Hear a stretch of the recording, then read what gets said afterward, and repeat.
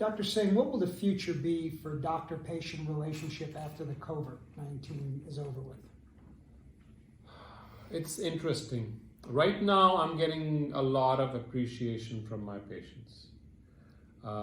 They suddenly seem to realize the dangers we go through in our profession, what all we have to put up with. They're appreciating. We are calling them on the phone, the warm touch, as we call it. They know the challenges before us and they appreciate it. They are respecting that. So I think at least for the short term, there will be more respect for the doctors. In fact, in the old days when I wanted to become a doctor, I did it not so much for money or returns, but because of the respect this profession has. Now, new tools have come, new ways of approaching a patient have come, like telemedicine, right?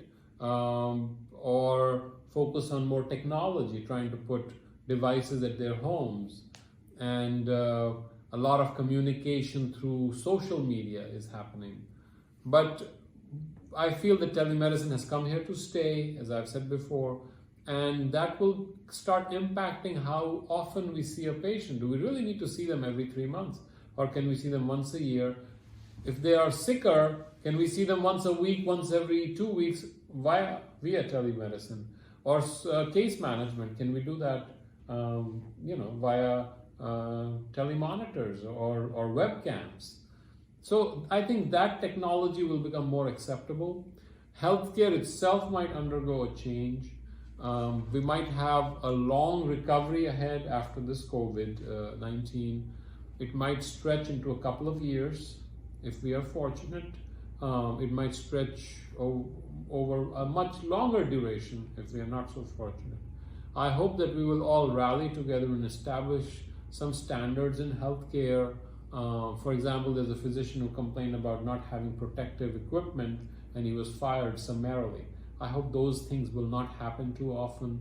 I found that some doctors were attacked in some countries because patients did not want to listen to them, or stones were thrown at them, or patients behaved poorly. I think that should be avoided. Physician protection and healthcare professional protection is very important. There have to be very strict rules about it, because really, this is probably the biggest, most dangerous global event since World War II. It is affecting more lives than World War II did. And who's going to fight this? Healthcare workers. So they are a precious, if I may use the word, commodity. They are a treasure to the society. So hopefully we will honor them, we will protect them, we'll cherish them. We will have a better selection of providers going forward.